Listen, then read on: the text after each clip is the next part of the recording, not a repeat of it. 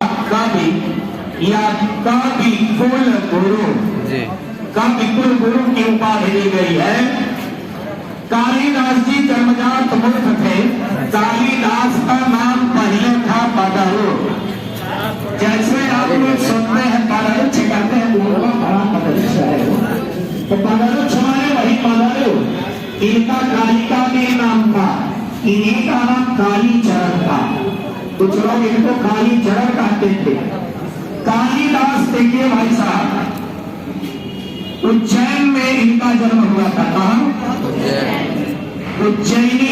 उज्जैन वही उज्जैनी है, तो इनका जन्म वहां पर हुआ। ये वास्तव में बड़े ही काले थे। काला का मतलब सावत नहीं होता है वाला, काला माने वास्तव में काला। जैसे भैंस सहरवा में तो भैंसियों को होती है, देखिए तो लवान रहती है, खाए पिए लाल रहती है, साबुन लगता है, चलता है। भैंस ऐसा नहीं देखना, हम गाँव गाँव में जाइए मार कली कली भैंस दिखती। काला का मतलब काले को काला में कह, काला सबसे आला है। काले को काला न कह, काला सबसे आला है। काली पुतल काला सुरमा, आंख में रहने वाला है।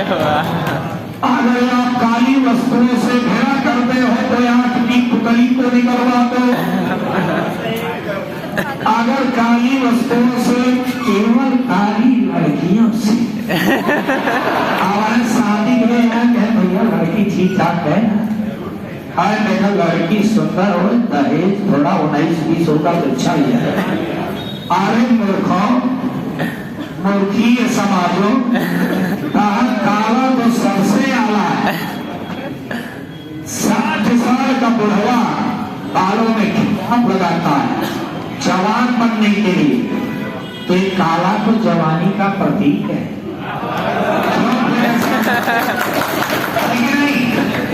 दाढ़ी पक गई है लेकिन करियवाए लाल पियर किए हैं।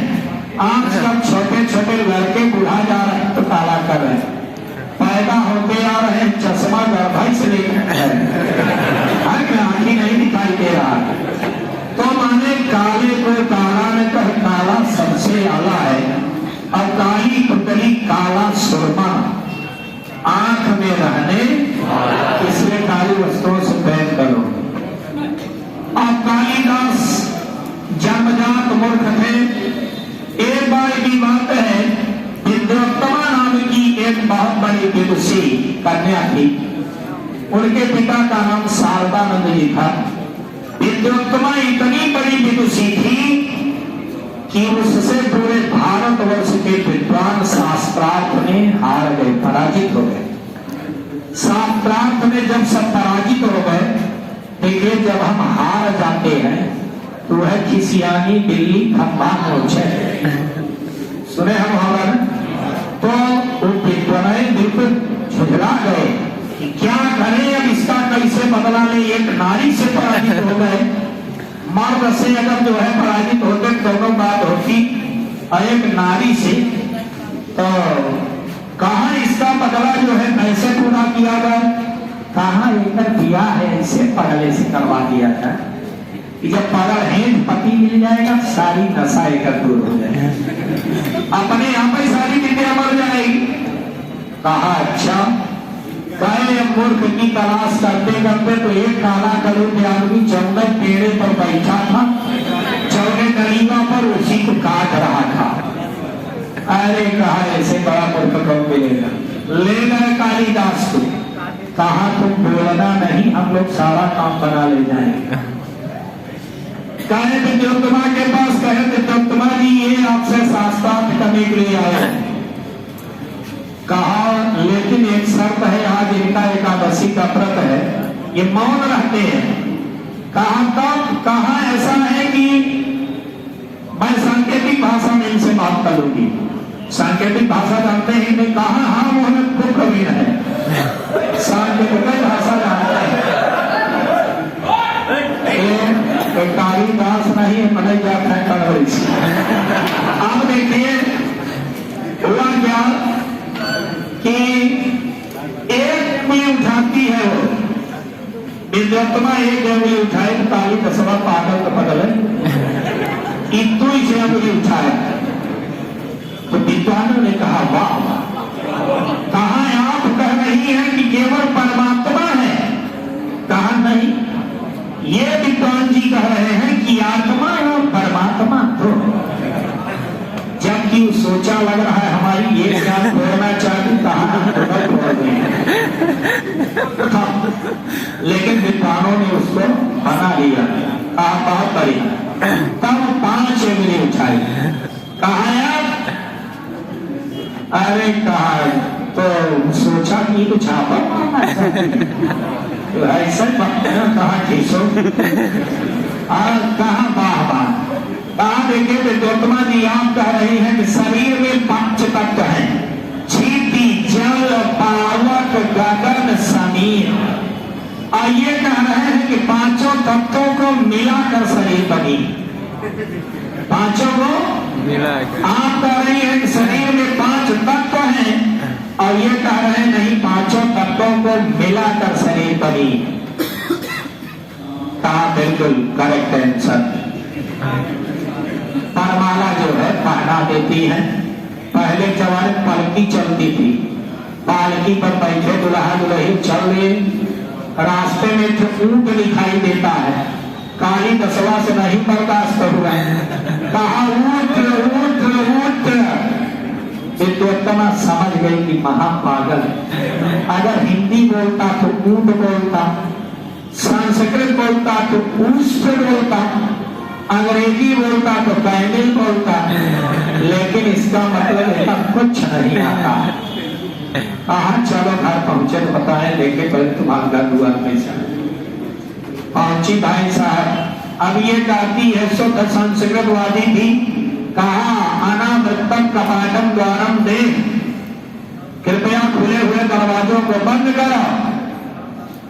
वो करेंगे काला अच्छा भैंस बराबर, सोचा क्या है, कुछ नहीं, पुनः बोली झगड़ा करना वृत्तम संजातम कपाटम द्वारम दे। सोचा ये कुछ कह तो रही है, मुआ इधर कुछ बात सोचा कि इतनी दूर से आ रही है, कह रही होगी कि हमारा पहुंचा पहले भाई भाई साहब पल्ला की तरह नहीं हो गए, तो तुम्हारा बढ़िया खाए पिए हुई। अब भाई साहब, अब कालिदास की वही हाल हुई जैसे तुलसी की तुलसिया पत्नी की विदाई होती है, पीछे पीछे चल देता, ससुराल पहुंच जाता, मतलब वही दिन औरत गई और तुरंत पीछे पीछे चली। कितने बड़े आशिक थे पहले के, आज आप लोग तो समझ लीजिए नकली है। पहले के कवि भाई साहब वास्तव में बहुत बड़े प्रेमी हुआ करते। तो ऐसा कालिदास भाई साहब कहा नहीं, पत्नी का ये मुझसे बर्दाश्त नहीं होता। गया कहा फांसी लगाकर मर जाए, गए काली माता के मंदिर पर चढ़े, कहा है काली माई, आप तो हमको संस्कृत बिल्कुल धड़ाधड़ बोलना सिखाओ, या तो मैं अपनी तुरंत वहां से जल्दे माता जी उनको जो है वरदान देती है, बोले परम ब्रोहि, ऐसा वरदान मिला कालिदास जैसा उद्भट विद्वान पूरे संस्कृत साहित्य कोई नहीं हुआ। आया 4 शब्दों से 4 ग्रंथों की उन्होंने रचना की। अस्ति कश्चित वाक् विशेषा, तो हमारे कहने का मतलब ये है नारियों का सम्मान करना सीखें, चाहे अपनी माँ हो, चाहे अपनी पत्नी हो, चाहे अपनी बहन हो, चाहे जो भी हो, जो जैसे जिस वयस्क वाले, जैसे हमने एक जगह कहा, हम कहा देखो जो तुम्हारे बहनों के समान है सबसे बहन मानो, तो कहा साहब जो हमारे पत्नी के समान है सबको पत्नी माने, कहा बेवकूफ कोई है दिमाग अरे माने जो बहन के समकक्ष है बहन देखो जो पता नहीं हाथ वाली दिमाग का भी समझ रहे हैं। तो घोड़ा भात मतलब ऐसी प्रवृत्ति हो, ठीक है अच्छी बात है, लेकिन जो है सोच विचार कर काम करना चाहिए। चलिए तो साहित्य की क्लास जो है